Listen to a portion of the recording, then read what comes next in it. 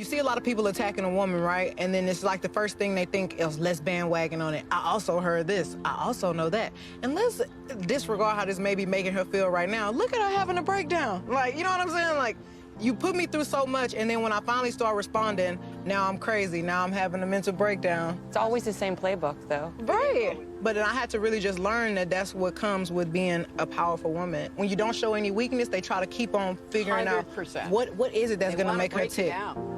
As much as you come at me, I'm gonna come at you. But I'm gonna come at you Just by with my being me. confidence. Right. I'm gonna come at you with just my life. Maybe one day you'll get tired. I don't know. But you're not gonna break me down. Yeah. I bet you get worn out before I do. Hi guys, welcome to my channel, Conversations with Shonda. I'm Shonda, your host, and I just wanted to come on here and discuss everything that has gone on with Megan Thee Stallion post the trial and Tory Lanez being found guilty. I just wanted to provide some of my thoughts and prayers, extend some love and support to Megan, because I know that this is a hard time for her. She has been going through a ton of trials since maybe 3 years ago. Just before the shooting, her mother and grandmother both passed, and then to be assaulted in the way that she was, and then villainized afterwards. It was so heartbreaking to see a woman who is funny and carefree and just wanted to share her love for her music and her fun personality, her love of manga comics and things like that, and see people attacking her and trying to dull her light. It was just so heartbreaking to witness in real time. So I just wanted to discuss that and see what your guys' thoughts are. Hope you guys can send her some love and thoughts. So as you can see in my videos here, it shows just some of the fun things she was doing before all of this. Of course, she's the hot girl boot camp or whatever, the queen of hot girls. I don't know what she called, I forget.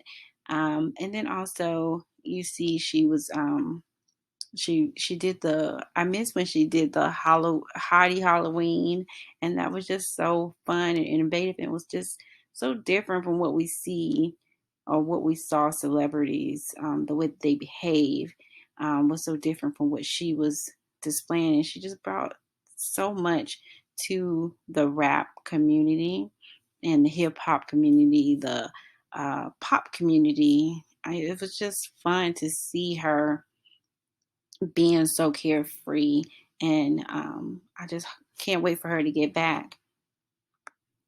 So we all know that Kelsey and Megan fell out, but even before then, before the fallout, Kelsey would be on her lives with her and her hairstylist, her makeup artist at the time, and they were just so carefree together. I understand that everyone has issues. It's just so unfortunate that they let their issues boil over into whatever took place at this party, this nightmare of a party. I just hope that Megan and Kelsey both can find community and friendships that serve them, and they don't have to resort to, if they were sleeping behind the same guys, or they had some stored animosity. I hope that they moving forward can learn to let go of the things that don't serve you. And if you're not happy with an aspect of your friendship or relationship, that they learn to let those things go that no longer serves them. But it's unfortunate that these two ladies whatever transpired in their friendship leading up to the shooting, that they, after the shooting, didn't feel that they owed each other any loyalty or just some sort of respect. But I do pray that Megan returns to social media and just comes back stronger, and yeah, and just is allowed to be her old self again. I do want to point out that during the trial, Megan brought up the fact that her current boyfriend, Party, that he was not happy with, or he's embarrassed. I think that was her words. He's embarrassed with the is it the prosecution or the defendant? I don't know. Tory's team saying that she had been with however many guys, or she was with Tory, and then I think they said that she may have been with someone else. But either way, I do want to point out for the younger girls who think they want to have the hot girl summer and think that that means sleeping with a bunch of guys. At the end of the day, if that if you're comfortable with sleeping with a ton of guys, then you use protection. But if you are not, do not think that you have to subscribe to certain behavior, because that's what being a hot girl or a city girl or a whatever girl means. Um, I remember when Megan first started saying hot girl summer.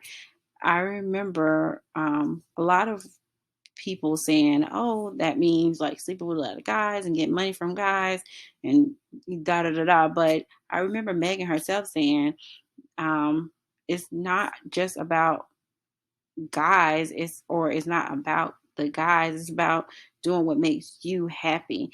So it seems to me that yes, Megan may sleep with some guys for fun, but at the end of the day, she does crave relationships with people, and that extends to once she has a romantic relationship. And romantic doesn't mean sexual.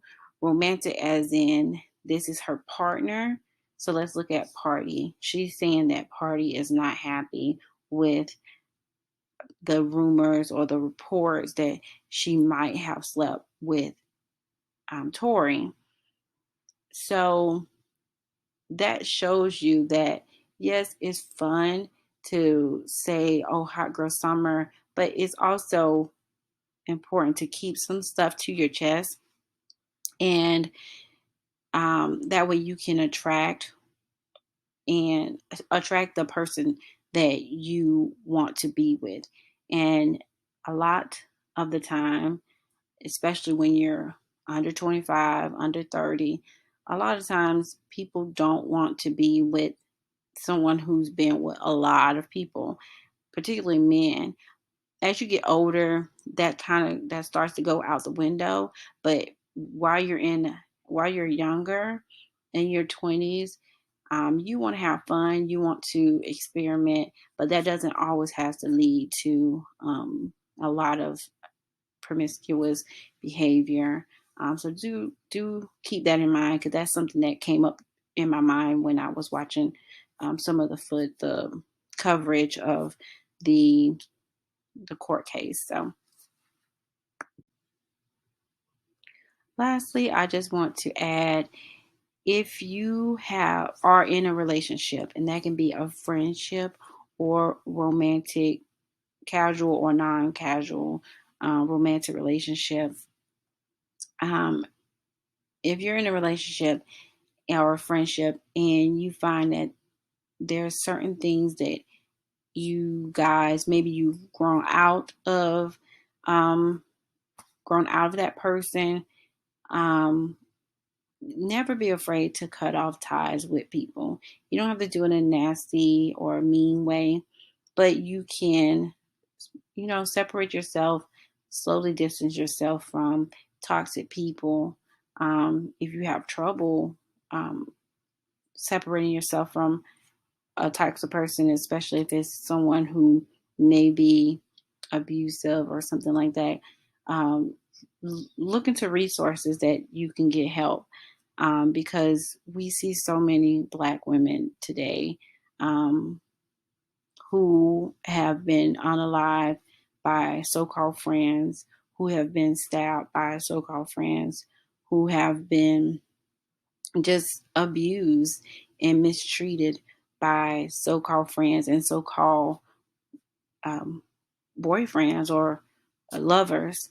And it's unfortunate, but it is something that I'm noticing that is taking part in our society at alarming rates, and it's really scary. So if you have a friend that it has that says little, you know, condescending or passive aggressive things, try to remove yourself from those relationships, because I always find that when someone is speaking passive aggressively, they're also saying those things behind your back. Um, they're being passive aggressive in your face, and to your back, you can just assume that they're saying even worse or doing even worse. So just separate yourself. Don't lower yourself to their standard. Just remove yourself from the situation. Like I said, I hope that Megan returns to social media. I hope she comes back stronger and more loving and just her energetic self that she was before this incident. And we saw, glimpse of it afterwards. But I do hope that she is getting the help that she needs so that she can um, tackle the mental exhaustion that this trial has placed on her. And I just hope that she's okay and she can return stronger than ever.